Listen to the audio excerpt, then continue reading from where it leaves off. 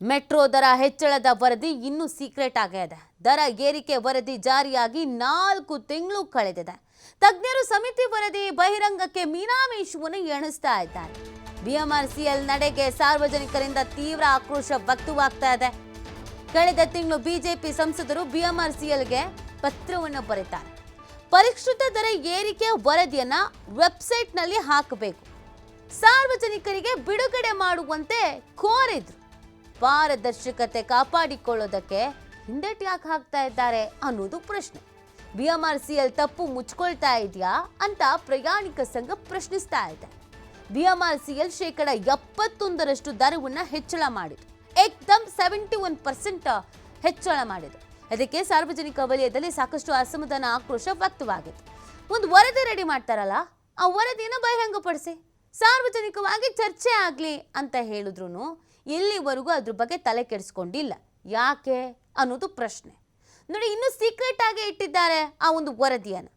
ಈಗಾಗಲೇ ದರ ಏರಿಕೆ ಆಗಿ ಬರೋಬ್ಬರಿ 4 ತಿಂಗಳು ಕಳೆದ್ರೂ ತಜ್ಞರ ಸಮಿತಿ ವರದಿ ಬಹಿರಂಗಕ್ಕೆ ಮಾತ್ರ ನಾವು ಬಹಿರಂಗ ಮಾಡಬೇಕಾ ಬೇಡವಾ, ಮಾಡದೇ ಇರೋದು ಬೆಟರ ಏನು ಅಂತ ಯೋಚಿಸ್ತಾ ಇದ್ದಾರೆ. ಈ ಬಗ್ಗೆ ಮತ್ತಷ್ಟು ಮಾಹಿತಿಯನ್ನು ನೀಡ್ತಾರೆ ನಮ್ಮ ಪ್ರತಿನಿಧಿ ಗಣೇಶ್. 4 ತಿಂಗಳು ಆಯಿತು ಈ ದರ ಪರಿಷ್ಕರಣೆ ಆಗಿ, ಬಟ್ ಯಾಕೆ ಈ ಮೀನಾಮೇಷ ವರದಿಯನ್ನು ಬಿಡುಗಡೆ ಮಾಡೋದಕ್ಕೆ ಅಂತ?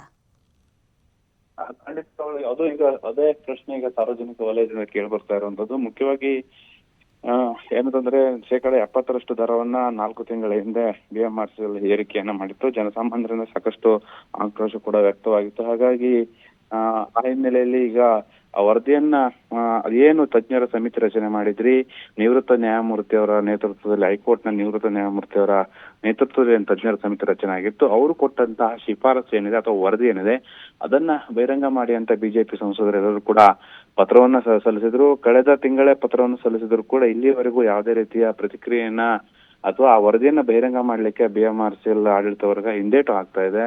ಇದರ ಈ ರೀತಿಯ ನಡವಳಿಕೆ ಎಲ್ಲೋ ಒಂದ್ ರೀತಿಯ ಅನುಮಾನವನ್ನು ಸೃಷ್ಟಿ ಆಗ್ತಾ ಇದೆ. ಹಿಂದೆ ದೆಹಲಿ, ಹೈದರಾಬಾದ್, ಮುಂಬೈ ನಗರಗಳಲ್ಲಿ ಏನು ಮೆಟ್ರೋದವರು ದರವನ್ನು ಏರಿಕೆ ಮಾಡಿದ್ರು. ಆ ಸಂದರ್ಭದಲ್ಲಿ ಸಮಿತಿಯ ಶಿಫಾರಸಿನ ವರದಿ ಏನಿದೆ ಅದನ್ನ ಸಾರ್ವಜನಿಕರ ಮುಂದಿಟ್ಟಿತ್ತು. ಆ ಹಿನ್ನೆಲೆಯಲ್ಲಿ ಅವರು ಅಧ್ಯಯನವನ್ನ ಮಾಡಿ ವರದಿಯನ್ನ ಅಧ್ಯಯನ ಮಾಡಿದ ನಂತರ ದರ ಏರಿಕೆಗೆ ಶಿಫಾರಸನ್ನು ಕೂಡ ಅಲ್ಲಿನ ಪ್ರಾಧಿಕಾರಕ್ಕೆ ಸಲ್ಲಿಸಿತ್ತು. ಅದೇ ರೀತಿಯಲ್ಲಿ ಇಲ್ಲೂ ಕೂಡ ಒಂದು ಸಮಿತಿ ರಚನೆ ಆಗಿತ್ತು. ಸಮಿತಿ ಕೂಡ ಸಿಂಗಾಪುರ್, ದೆಹಲಿ, ಮುಂಬೈ ಹಾಗೇನೆ ಹೈದರಾಬಾದ್ ಎಲ್ಲಾ ನಗರಗಳು ತೆರಳಿ ಅಲ್ಲಿನ ಖರ್ಚು ವೆಚ್ಚಗಳು ಹಾಗೇನೆ ಇವರು ನಮ್ಮ ಮೆಟ್ರೋದ ಖರ್ಚು ವೆಚ್ಚಗಳು ಎಲ್ಲವನ್ನು ಕೂಡ ತುಲನೆ ಮಾಡಿ ಅಧ್ಯಯನ ಮಾಡಿ ಶಿಫಾರಸನ್ನ ಮಾಡಿತ್ತು. ಅದಾದ ಬಳಿಕನೇ 71% ದರವನ್ನ ನಮ್ಮ ಮೆಟ್ರೋ ಪ್ರಾಧಿಕಾರ ಏರಿಕೆಯನ್ನ ಮಾಡಿತ್ತು. ಆದ್ರೆ ಈಗ ಶಿಫಾರಸು ಮಾಡುವಂತಹ ವರದಿಯನ್ನ ಬಹಿರಂಗಪಡಿಸಲಿಕ್ಕೆ ಯಾಕೆ ಬಿಎಂಆರ್ಸಿಎಲ್ ಮೀನಾಮೇಷ ಎಣಿಸ್ತಾ ಇದೆ ಅನ್ನುವಂಥದ್ದು ಪ್ರಯಾಣಿಕರ ಸಂಘದ ಆಕ್ರೋಶ, ಹಾಗೇನೆ ಬಿಜೆಪಿಯ ಸಂಸದರ ಪ್ರಶ್ನೆ. ಹಾಗಾಗಿ ಇವರ ನಡೆ ಹಲವು ಅನುಮಾನಗಳಿಗೆ ಕಾರಣ ಆಗಿದೆ. ಸಹಜವಾಗಿ ಇಷ್ಟರ ಮಟ್ಟಿಗೆ 1 to 2 ದರವನ್ನ ಏರಿಕೆ ಮಾಡುವಂತಹ ಅವಶ್ಯಕತೆ ಇತ್ತಾ ಇಲ್ವಾ ಅನ್ನುವಂಥದ್ದೊಂದು ಅನುಮಾನ ಈಗ ಸಾರ್ವಜನಿಕ ವಲಯದಲ್ಲಿ ವ್ಯಕ್ತವಾಗ್ತಾ ಇರುವಂತದ್ದು. ಥ್ಯಾಂಕ್ ಯು ಗಣೇಶ್, ತಮ್ಮ ಡೀಟೇಲ್ಸ್ಗಾಗಿ.